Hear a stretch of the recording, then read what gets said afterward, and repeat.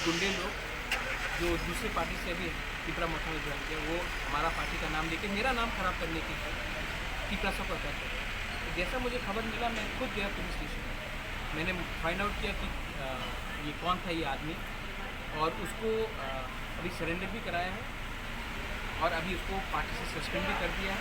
और उसके बाद मैं धीरेन को लेकर यहाँ हॉस्पिटल में आया क्योंकि कान में लगा है, तो ब्लड प्रेशर हाई है। क्योंकि मैं दिल में इनको भी अपना पिपरा से ही समझता हूँ। मैंने कभी नहीं सोचा कि हम लोग अलग हैं। और ये बेवकूफ़ लोग, गुंडे लोग जो ये करते हैं, ये हमारे ही ढांचा तोड़ना चाहते हैं। आज अगर इनको कोई ने अटैक किया तो इसमें बुबागरा को खुशी कैसा हो सकता है?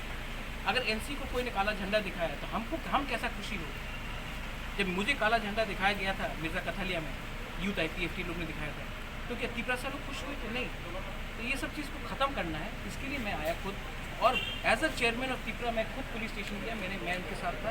वो जिसने इनको ऊपर अटैक किया, इनको अरेस्ट कराया है और आज ही 7 साल पार्टी से सस्पेंड भी किया है। मतलब निकल को यहाँ हॉस्पिटल में लेके आया हूँ क्योंकि मैं आई एम होपफुल दैट एक दिन हम लोग एक संग ही काम करेंगे और इससे